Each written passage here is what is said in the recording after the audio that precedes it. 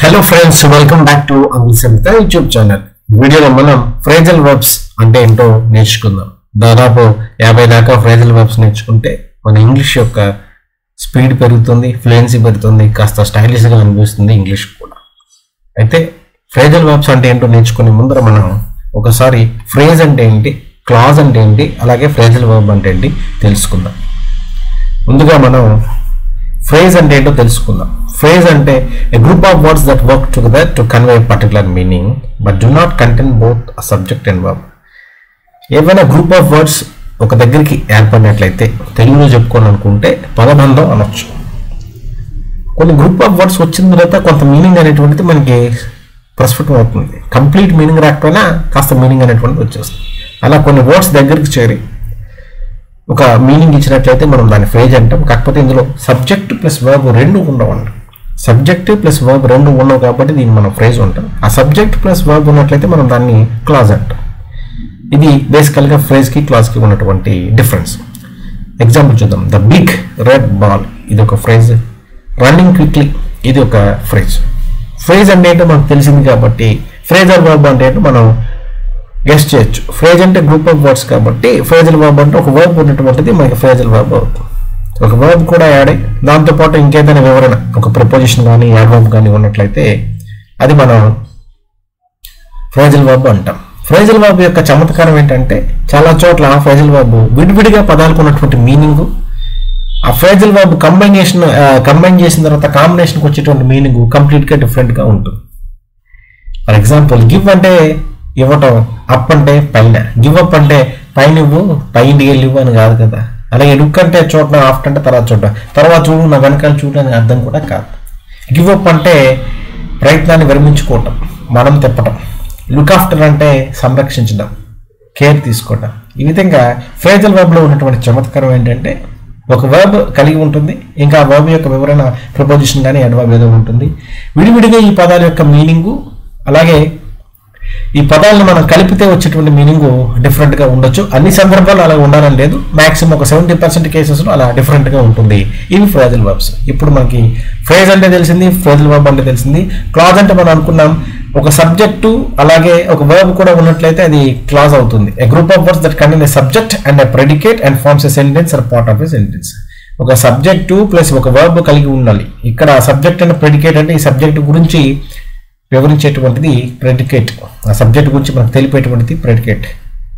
అయితే ఒక subject plus ఒక వర్బ్ ఉన్నటువంటిది ఏదైనా క్లాజ్ అవుతుంది. అగైన్ ఈ క్లాజ్ రెండు రకాలండి, డిపెండెంట్ క్లాజు, ఇండిపెండెంట్ క్లాజ్. పేరు బట్టి డిపెండెంట్ క్లాజ్ అంటే ఇంకో దాని మీద ఆధారపడేటువంటిది, ఇండిపెండెంట్ క్లాజ్ అంటే దేని మీద కూడా ఆధారపడినటువంటిది. She went to the store అంటే ఆమె స్టోర్కి వెళ్ళింది, కంప్లీట్ మీనింగ్ వచ్చింది, ఇంకా ఏ క్లాజ్ యొక్క సహకారం లేదు కాబట్టి ఇది ఇండిపెండెంట్ క్లాజు.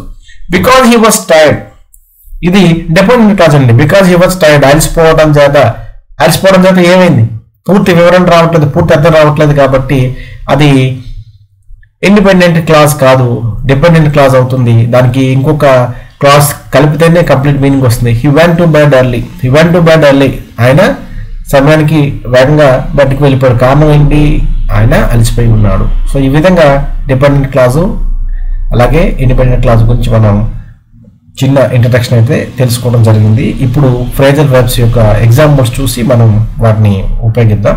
ఈ వీడియోలో మనం have, take, do, make, go, come, get, let, keep వీటితో కొన్ని ఫ్రేజల్ వర్బ్స్ చేద్దాం. ఇప్పుడు ముందర హ్యావ్తో ఉన్నటువంటి ఫ్రేజల్ వర్బ్స్.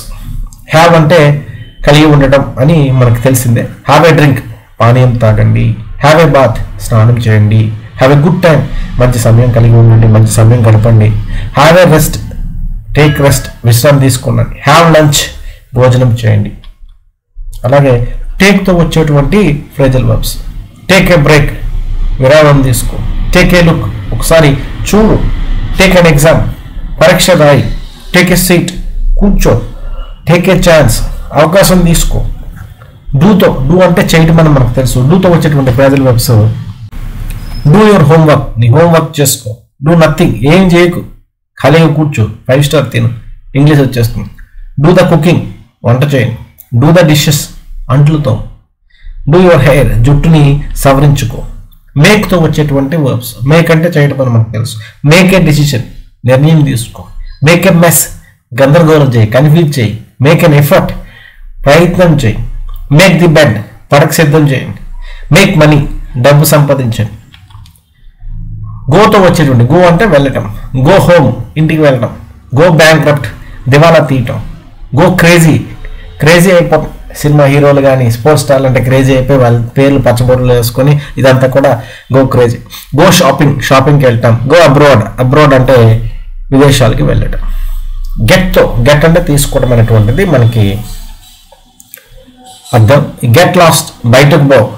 గెట్ రెడీ, సిద్ధంగా ఉండండి. గెట్ స్టార్టెడ్, ప్రారంభించు. గెట్ ఎ జాబ్, ఉద్యోగం పొందండి. ఫ్రేజెస్ లెట్ మీతో, నన్ను చేయనివ్వు అనేటువంటి అర్థంలో. లెట్ మీ నో, నాకు తెలియజేయండి. లెట్ మీ థింక్, నన్ను ఆలోచించుకోనివ్వండి. లెట్ మీ హెల్ప్ యూ, నన్ను మీకు సహాయం చేయనివ్వండి. లెట్ మీ గో, నన్ను వెళ్ళనివ్వండి. లెట్ మీ సీ, నన్ను చూడనివ్వండి. కీప్తో వచ్చేటువంటివి. కీప్ అంటే ఉంచటం అనేటువంటివి. కీప్ ఇన్ టచ్, టచ్లో ఉండు, కలుస్తావు. కీప్ ఎ సీక్రెట్, రహస్యంగా ఉంచు. కీప్ ద చేంజ్, చెల ఉంచుకో. కీప్ క్వైట్, నిశ్శబ్దంగా మాట్లాడక. కీప్ ఇన్ మైండ్, గుర్తుపెట్టుకో. ఓకే ఫ్రెండ్స్, ఇవాళ మనం ఫ్రేజల్ వర్బ్స్ గురించి నేర్చుకున్నాం. ఒకసారి ఈ వీడియోలో ఏమేమి నేర్చుకున్నాం చూద్దాం. ఫ్రేజెస్ అంటే ఏంటో తెలుసుకున్నాం, క్లాజెస్ అంటే ఏంటో తెలుసుకున్నాం, ఫ్రేజల్ వర్బ్స్ అంటే ఏంటో తెలుసుకున్నాం. ఈ క్లాజెస్లో డిపెండెంట్ క్లాజెస్ అంటే ఏంటి, ఇండిపెండెంట్ క్లాజెస్ అంటే ఏంటి మనం తెలుసుకున్నాం. ఇప్పుడు ఈ ఫ్రేజల్ వర్బ్స్ని మీ సెంటెన్సెస్లో వాడి వాటిని ఎగ్జాంపుల్స్ని కామెంట్ బాక్స్లో టైప్ చేయండి. Don't forget to like, subscribe. See you in the next video with a new topic. Until then, have a nice time. Please subscribe to Uncle Simta YouTube channel and keep learning.